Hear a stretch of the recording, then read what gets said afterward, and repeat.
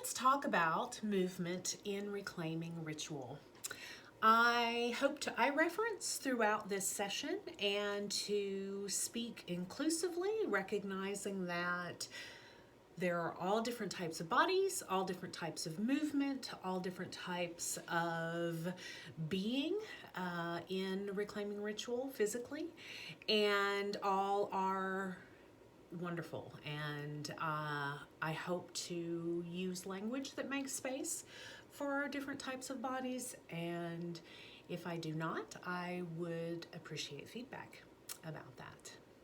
So, reclaiming as an ecstatic tradition can be very embodied. For me, it has been very embodied. And as someone who has a body that is not deemed appropriate or of value in the overculture, it's been incredibly healing to be in an ecstatic tradition.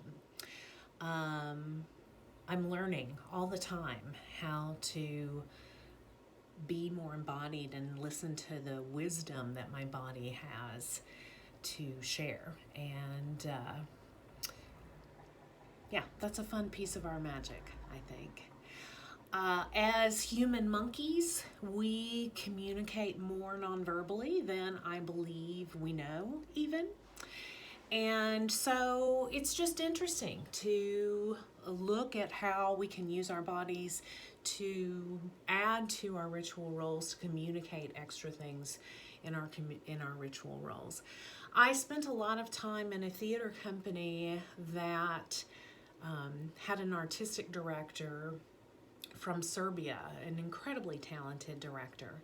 And he came from a tradition that featured clowning and a lot of non-verbal and even non-face focused acting. It was really about what the body, primarily from the neck down, or at least excluding facial expressions, could communicate. And I would like to share some of what I've learned there because I do think it can be helpful in reclaiming ritual. So the body and energy, not separate, of course. Energy is moving through us and it affects how our body works. And it, like, as with everything, mindfulness can be really powerful and very empowering.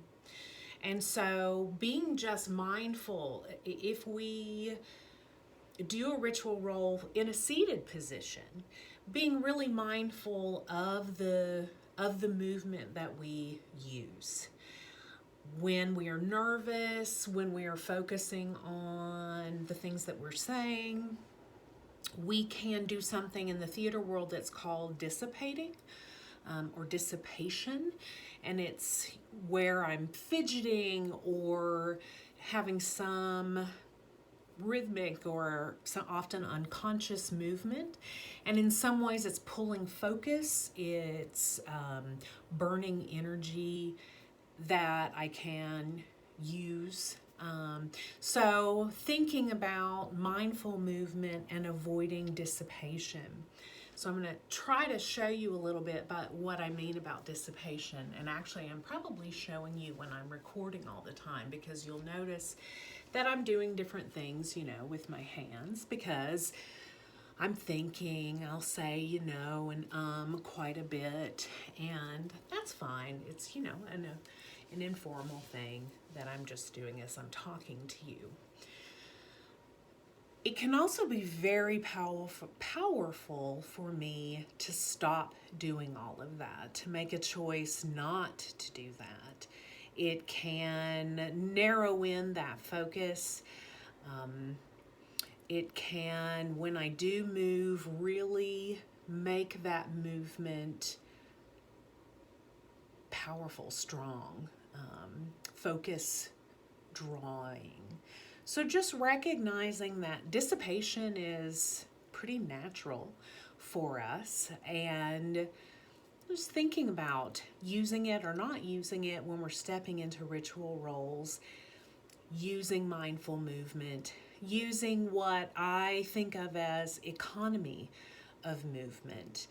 And even if I'm doing something in a ritual that is physical, for example, let's say that I'm welcoming fire to the circle this evening.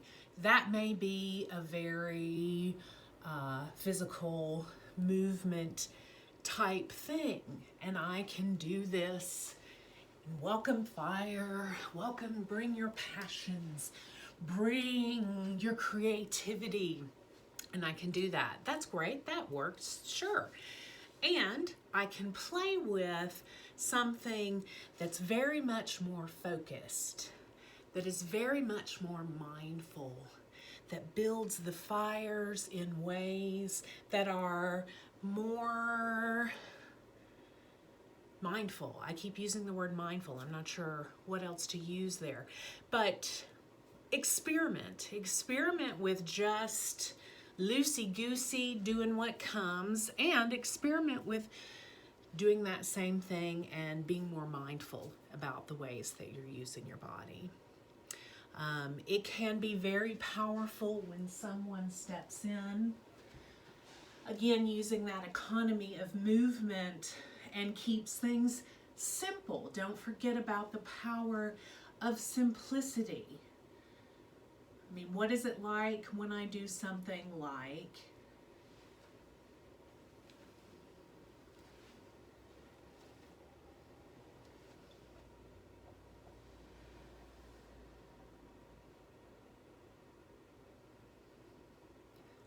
center? Can you hold center in your hand? That spirit, that essence of connection. Center, that is the circumference, that whatever, like that has its own power. And again, it's not that one thing is better than the other. I'm not saying that a frenetic, completely organic, in the moment, embodied ritual role is a wrong thing in any way. I just want to give you some options to play with. It's fun as a ritual artist to have a palette that just has an incredible rainbow of things to play with. How creative, how exciting. Ironically, I look at my list, and the next thing as I'm going like this is watch that priestess pose. Many of us, out of nervousness and in trying not to dissipate, tend to take on an affect. And sometimes that can be a mindful choice. Sometimes if I'm doing a trance piece or a piece, I'll put my hands behind my back because that's a way that I can not dissipate, that I feel like isn't an affect. But I definitely have this. It's like I'm like a choir singer. I don't know, but I do this thing. I don't know what that is. I do that. And I'll have kind of a step, it's almost like a promenade or something, like of going around the circle, and that's fine too. And it can just be something that I can fall into. It can become a default, and how fun to play with different ways of being. Again, we are so entrained. We do the circle, walking the circle. What happens when I just cut across and talk to this side of the room? And, or what if I just stay in the middle and I turn when I'm speaking? What if I'm not always processing the inner circumference? It gives me more options. Also remembering just that merger of energy and body. When I did the piece where I was trying to show some economy of movement and I held out my hand, because it's simple for some, the tendency is to notice the one movement, the hand. And when I look at the hand, when I give my energetic focus to that, it's really going to draw even more. In some ways, I'm communicating with my body, everybody focus here. So just recognize that the place where you give your focus can be very powerful when you choose to do it. And that could be something that you want to play with. Like our voice, if we are doing something that involves movement, warming up, whatever that looks like, are we doing fire? Maybe it's if so, and we don't use our fingers all the time in that way, good to do some stretching, just kind of prepare. And remember that the shape of our body has the ability not only to communicate outwardly, it communicates inwardly. Many of you might have heard people talk about the super person pose, and how in preparation for a meeting, a test, a conflict, a performance, and people need to feel strong and confident and built up. They will assume a stance, a wide stance. This can be done seated as well. It would be seated very supportedly, groundedly, flatly on my ass and thighs, with my feet both touching the floor, if that is something that my body can do. And shaping my upper body in the same way as a standing person would do. So as a standing person, I would have a wide stance. I would put my shoulders back. I would lift my chest up.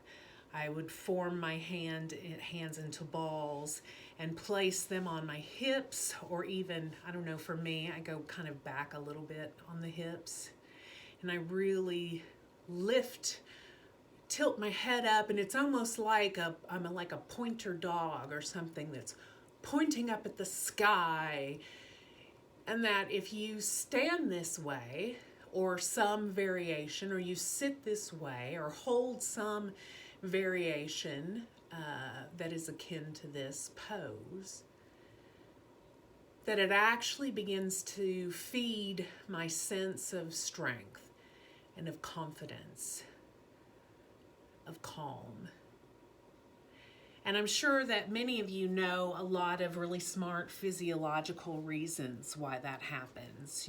I'm sure that the access to breath, the posture, and the access to blood flow and space between our vertebrae. I'm imagining all of that matters, and that pose, or some seated or otherwise variation, if we can really have an impact on us. And so let's just think about that as well in ritual and just in our lives in general. I know that I'm a turtle, working on my laptop a lot, and this does not allow much access to breath. My chest is very caved and closed when I'm nervous and bent down. That's going to change my access to breath and energy. So just thinking about the ways that we use our body in the circle and in our lives to give messages, communicate to ourselves. It's not just out there, it's in here. I think that it is incredibly fascinating, enriching, intense to see people who are just fully committed having fun in their bodies, or truly just being in their bodies, or really allowing an energy to speak through, to be translated through a movement or a lack of movement or a body shape, a body pattern.